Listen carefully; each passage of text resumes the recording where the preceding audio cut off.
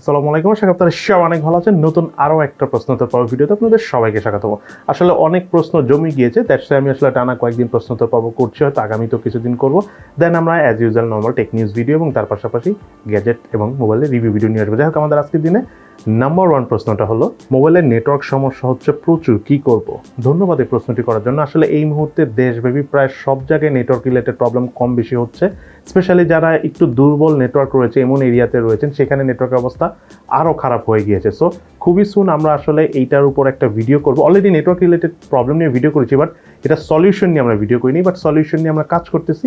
খুবই সুন আমরা সেই ভিডিওটা নিয়ে আসবো। আই হোপ সেই ভিডিও দেখে আপনারা মোটামুটি নেটওয়ার্ক প্রবলেমের টুকটাক কিছুটা হলো সলিউশন পেয়ে যাবেন, এতে আপনারা কমফোর্টেবলভাবে ফোন ইউজ করতে পারবেন মোটামুটি ভালো নেটওয়ার্কেই। দেন এরপর প্রশ্নটা হলো, এই মুহূর্তে 20,000 টাকার মধ্যে কোনো কি ভালো ফোন নেই? সত্যি কথা বলতে এই প্রশ্নটা প্রথমে বুঝতে পারি না। আমি ভাবছি হয়তো বা 20,000 টাকার মধ্যে সেরা ফোন কোনগুলো সেগুলোর ব্যাপারে হয়তো বা জানতে চেয়েছেন, বাট একটা সার্টেন টাইমে যে আমি বুঝতে পারলাম যে আসলে মেইনলি আপনারা যা বোঝাতে চাচ্ছেন যে এই মুহূর্তে যে ফোনগুলো রয়েছে আগে যেসব ফোন বের হতো তার থেকে কম্পেয়ার টু বাজেট, এইটা একদমই সত্যি কথা। আগে যেসব ফোন ছিল, ইভেন 2021 সালেও শুরুর দিকে যে ফোনগুলো বের হয়েছে তার সাথে যদি আমি 2022 সালের ফোনগুলো কম্পেয়ার করি, শুধু 20,000 টাকা না, আপনার যত ফোনই আছে, মানে 30,000 টাকা নিচে যত ফোনই আছে, কোনো ফোনই আসলে আগেরকার ফোনের মতো অত শক্তিশালী না। ইভেন আপনি যদি এখন ভালো ফোন কিনতে চান, ঘুরে ফিরিয়ে দেখবেন যে আপনি সেই 2021 সালের শুরুর দিকে বা মে মাসে বের হওয়া, মানে মে মাসের আগে লঞ্চ হওয়া ফোনগুলি আপনার হয়তো বা কিনতে হচ্ছে, বিকজ ওই ফোনগুলোই ভালো ছিল।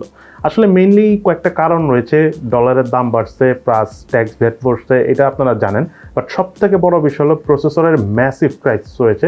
এই কারণে নতুন কোনো প্রসেসর আসতেছে না। নতুন কোনো প্রসেসর না আসার কারণে মোবাইল কোম্পানিগুলো নতুন তেমন কোনো চেঞ্জও আনতে পারতেছে না, বা ক্যামেরা রিলেটেডও খুব একটা আপগ্রেড আসতেছে না।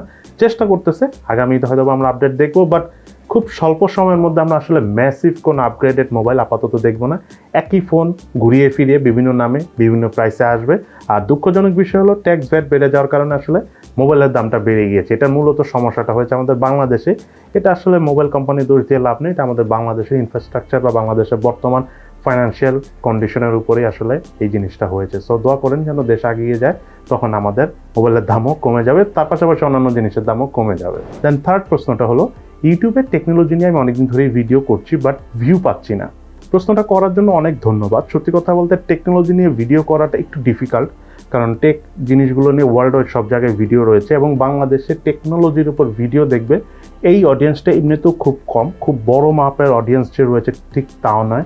সো আপনি যদি টেকনোলজি নিয়ে কন্টেন্ট তৈরি করেন বা ভিডিও তৈরি করেন, আপনাকে অবশ্যই বুঝতে হবে যে আপনি যে কন্টেন্টটা তৈরি করতেছেন বা আপনি যে ভিডিওটা তৈরি করতেছেন, এটা আদৌ কি প্রয়োজন রয়েছে কিনা বা মানুষের কাজে দিবে কিনা।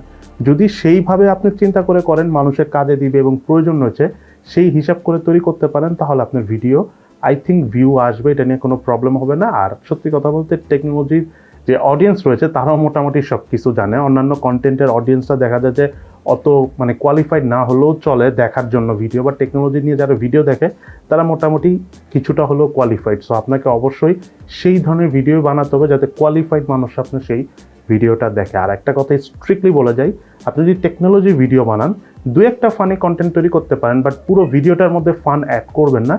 এতে একটা সময় আপনার ভিডিও করে মজা পাবেন না, এবং দেখবেন যে আপনার ভিডিও খুব একটা চলছেও না। দেন এরপরের প্রশ্নটা খুবই ইন্টারেস্টিং, সেটা হলো, কেন আপনি প্রায় সব সময় ফোনকে বাজেট কিলার অথবা সেরা ফোন বলেন? প্রশ্নটা থেকে যেটা আমি বুঝতে পারলাম, যখন আমরা কোনো ফোন রিভিউ করি তখন আমরা টাইটেলে একটা নাম দেই, হয়তো পারে আউটলুকের উপর, স্পেসিফিকেশনের উপর, বা দাম মনে করেন যে এমন একটা দামে এসেছে মনে হচ্ছে দামটা অনেক ভালো, তখন আমরা জাস্ট টাইটেল হিসাবে বলি। অনেক সময় কমলা সুন্দরী বলি, অনেক সময় মার্কেট কিলার বলি, বাজেটে সেরা ফোন বলি, এগুলো জাস্ট বলি আর কি, এটা টাইটেল। বাট একটা ফোনের ব্যাপারে যদি ইন ডিটেলসে জানতে চান, আমাদের পুরো ভিডিওটা দেখবেন। আমি আবারও বলতেছি, ভিডিও হাফ দেখবেন না, কারণ আমি ভিডিওর প্রথম দিকে আউটলুক, স্পেসিফিকেশন বা ওইটার প্রাইস বা ওইটা কী অবস্থা এগুলো নিয়ে আলোচনা করি। বাট আমাদের যে ইউজার এক্সপিরিয়েন্স, আমরা যেটা ফিল করে কেমন লেগেছে সেটা নিয়ে কিন্তু আমি ভিডিও শেষে ভালো দিক খারাপ দিক দুইটা আলাদা করে বলে দিই।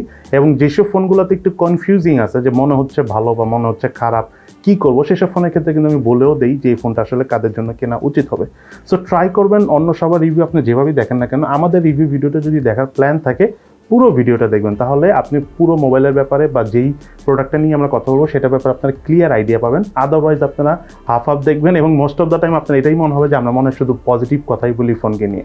সো ট্রাই করবেন অ্যাটলিস্ট আমাদের ভিডিও দেখার সময় ফুল ভিডিও দেখতে, এটা আপনার জন্যই ভালো হবে। আর সব থেকে বড় কথা হলো, আপনার টাকা দিয়ে ফোন কিনবেন বা কেনার যদি উদ্দেশ্যই থাকে, তাহলে ধৈর্য সহ আমি মনে করি বেশ কয়েকজনের রিভিউ ফুল দেখা উচিত। তাহলে একটা ফোনের ব্যাপারে আপনি ক্লিয়ার জানতে পারবেন। কারণ সবার চোখে সব প্রবলেম ধরা পড়ে না, আবার সব ভালো দিকও ধরা পড়ে না। হয়তো আমরা অনেক কিছু নিয়ে কথা বলি, কিছু জিনিস মিলছে, আবার দেখা যায় অন্য একটা চ্যানেল ওইসব জিনিস নিয়ে কথা বলে। সো কয়েকজনের ভিডিও রিভিউ দেখবেন, একদম ফিলভাবে দেখে চুলচেরা বিশ্লেষণ করে দেন একটা ফোন কিনবেন, তাহলে আর কোনো প্রবলেম হবে না। এবং আরেকটা বিষয় হলো, আমরা কিন্তু প্রায় বেস্ট ফোনের ভিডিও করি, সেই ভিডিওগুলো দেখবেন, তখন আপনাদের আরও ভালো ধারণা হবে যে এক্স্যাক্টলি কোন ফোনটা কেনা উচিত কোন প্রাইস রেঞ্জে। দেন আমাদের আজকের দিনের সর্বশেষ প্রশ্নটা, এটা আমি অনেকবারই পাচ্ছি, সেটা হলো 30,000 টাকা প্রাইস রেঞ্জে আনঅফিসিয়ালি পোকো F3 বেটার নাকি Realme 9 Pro Plus এই ফোনটা বেটার। 30,000 টাকা সত্যি কথা বলতে পোকো F3 খুবই ভালো একটা ফোন, যদি আপনারা গেমিংয়ের প্ল্যানটা বেশি থাকে, গেমিংটা যদি আপনার বেশি ফোকাস থাকে, দেন পোকো F3টা নেন। অথবা আপনি যদি গেমিংটা মোটামুটি করেন, বেশ ভালোভাবেই করেন, তার পাশাপাশি ফটোগ্রাফি এবং বেশ ভালো লেভেলের ভিডিও পারফরমেন্স চান, তাহলে ওভারঅল সব কিছু বিবেচনায় Realme 9 Pro Plus আনঅফিসিয়ালটা 28 থেকে 30,000 টাকা পাওয়া যায়। এটা অবশ্যই খুব ভালো একটা ফোন। তবে আপনাদেরকে আমি একটা কথা বলে দিই, এই Realme 9 Pro Plus এটা কিন্তু অফিসিয়ালি আসবে কিছুদিন পর।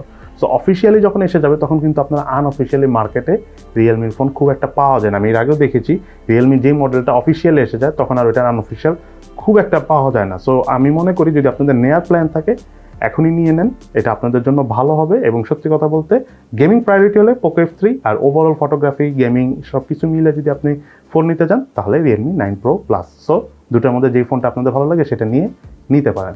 আজকে তাহলে বলবে সবাই ভালো থাকেন, সুস্থ থাকেন, ইনশাল্লাহ দেখা হবে ফিউচারে।